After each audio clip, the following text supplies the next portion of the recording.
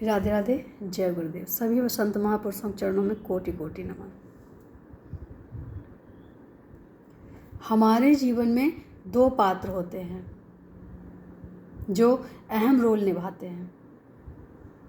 एक जो हमारी खुशी चाहते हैं, दूसरा जिसकी हम खुशी चाहते हैं। देखने में सुनने में एक जैसा लगता है, लेकिन इसमें जो परिवर्तन है ना, वो अद्भुत परिवर्तन है। एक होता है जो चाहता है कि हम खुश रहें, हर हाल में हम खुश रहें। हमारी खुशी से ही सामने वाले की खुशी जुड़ी होती है। वो कौन लोग होते हैं? उनको मैंने देखा है कि 3 लोग होते हैं। 3 लोग कम से कम होते हैं, बाकी तो और भी लोग हो सकते हैं, क्योंकि जो हमसे दिल से जुड़े हैं वो तो हमारी सब खुशी ही चाहते हैं। लेकिन सही मायने में देखा जाए तो 3 लोग तो ये हैं हमारे जीवन में, और वो हैं सबसे पहले हमारे माता पिता, दूसरा हमारे गुरुवर, तीसरा हमारे परमात्मा।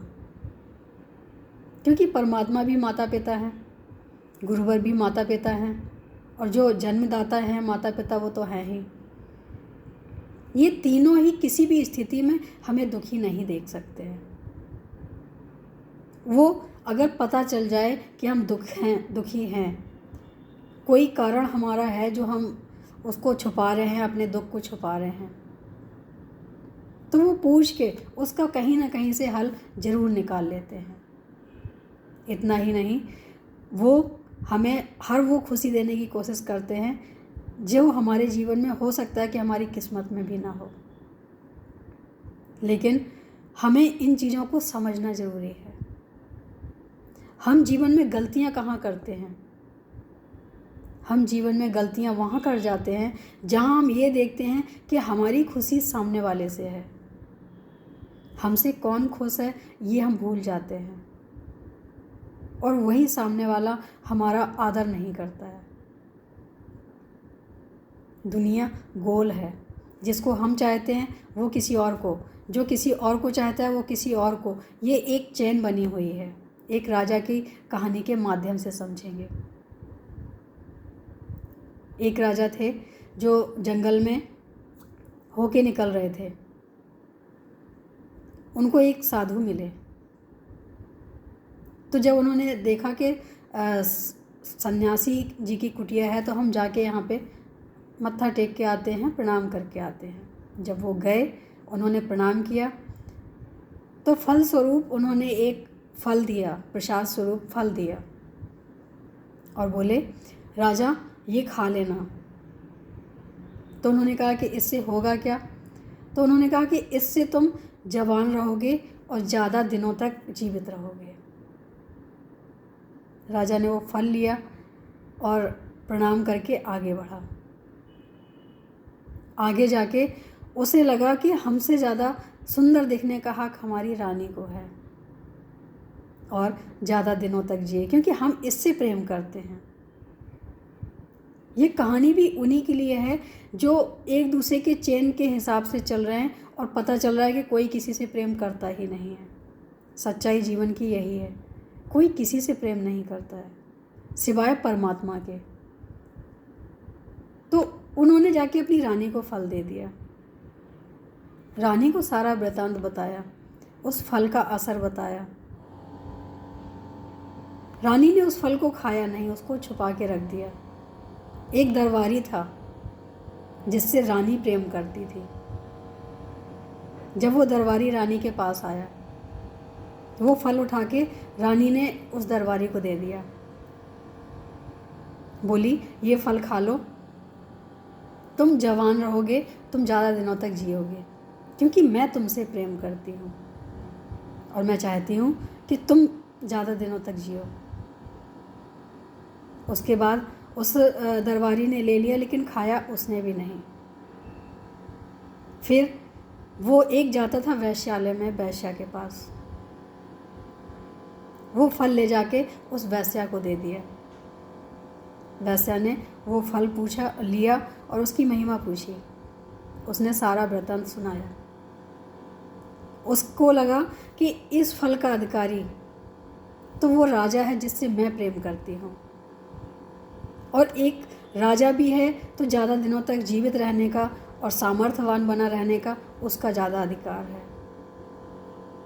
वो फल उसने रख लिया। जब वो फल रख लिया, जब राजा उसके पास पहुंचा तो राजा को उस वेश्या ने फल निकाल के दिया और बोली कि ये फल आपके लिए है। उसने सारा वृतांत फिर राजा को बताया। राजा को समझते देर नहीं लगी कि ये फल वही है जो मैंने रानी को दिया था। तभी उसने वहाँ कुछ भी नहीं बोला और सीधा महल में आके रानी को बुलाया। रानी से पूछा, जो मैंने फल दिया था वो खाया क्या तुमने? रानी ने झूठ बोल दिया, हाँ मैंने वो फल खा लिया था।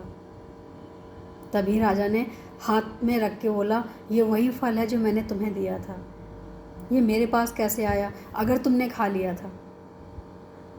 रानी को अपनी गलती का एहसास हुआ।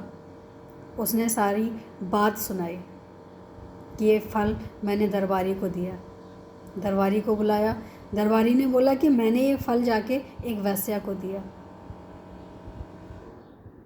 उसको समझते देर नहीं लगी कि जिसको हम प्रेम करते हैं, जिसको हम दिलो जान से चाहते हैं, जिसके लिए हम जी रहे हैं, असल ज़िंदगी में तो वो हमारे जीवन में कुछ भी मायने नहीं रखता है। हम उसके जीवन में कुछ भी मायने नहीं रखते हैं क्योंकि उसका प्रेम तो कहीं और है।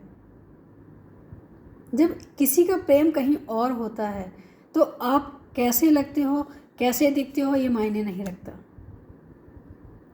यही जीवन का नियम है और यही सृष्टि का नियम है।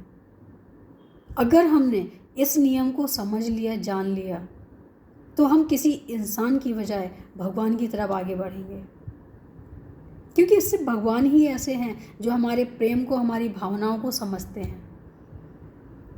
और ये चीज़ें सिर्फ कहने सुनने की नहीं है, कहीं ना कहीं अनुभव की हुई बातें हम सबके साथ शेयर करते हैं कि जब इंसान प्रेम नहीं समझता है, उसका भगवान इतना संभाल के प्रेम रखता है कि एक बच्चे की तरह संभाल के रखता है, पग पग उसकी रक्षा करता है।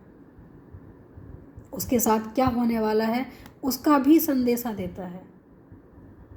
एक बात बताऊं कि जो भी हमारे साथ घटित होता है, वैसे हमें स्वप्न आते नहीं हैं, लेकिन जो भी स्वप्न आते हैं वो किसी न किसी घटना से जुड़े हुए स्वप्न आते हैं और उनका हल कहीं ना कहीं भगवान भी हमें देता है।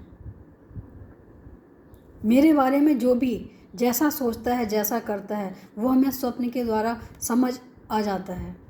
और यही वजह है कि अब लोग जो गलत करते थे मेरे साथ, वो हमारे साथ खड़े होना पसंद नहीं करते, मुंह चुरा के यहाँ वहाँ निकल जाते हैं, सामने खड़े होना पसंद नहीं करते हैं। बात करना तो बहुत दूर की बात, क्योंकि जो लोग सामने आके गलत बोल के जाते थे, आज उनका सामना कर पाना बहुत मुश्किल हो जाता है हमारे सामने, क्योंकि हम बता देते हैं। यहाँ तक कि स्थान भी दिखता है, लोग भी दिखते हैं, सब कुछ हमें वो दिखता है जो हमारे साथ किया हुआ होता है। तो कहीं ना कहीं अगर हमने भगवान पे विश्वास किया है तो हमें उसका फल बहुत ज़्यादा मिला है। ऐसी और कितनी ऐसी घटनाएं हैं जो सब शेयर करना ज़रूरी नहीं है, बस इतना ही समझ लेना काफ़ी है कि जो भी जिस भाव से हमें सोचता है वो हमें स्वप्न के द्वारा ही सब समझ आ जाता है और उसका हल भी हमें भगवान दे देते हैं, क्योंकि हम इतने सामर्थ्यवान नहीं हैं कि हम उसका हल निकाल सकें। जब हमें कुछ ऐसा अनुमान लगाने की ज़रूरत नहीं, जब कुछ ऐसा आभास होने लग जाता है तो हम कहीं और नहीं जाते हैं और हम एक ही बात कहते हैं कि भगवान आपने हमें ये संदेश दिया है तो हल और रास्ता भी आप ही निकालोगे।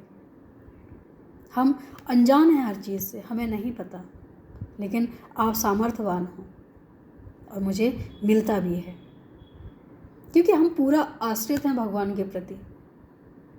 हमारा अपना कोई अस्तित्व नहीं है और हम इस बात को जानते भी हैं, मानते भी हैं।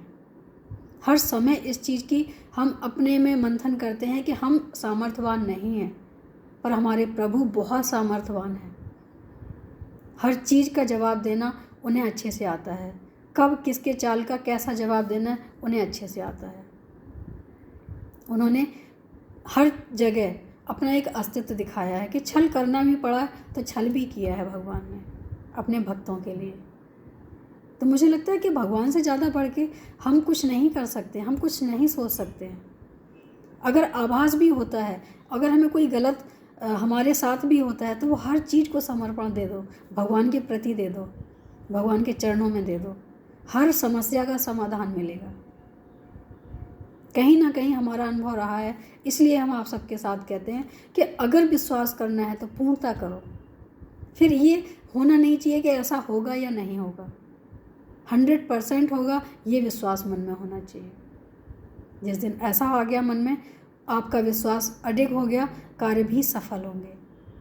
उम्मीद है अच्छा लगा हो। आज के लिए इतना ही। राधे राधे, जय गुरु।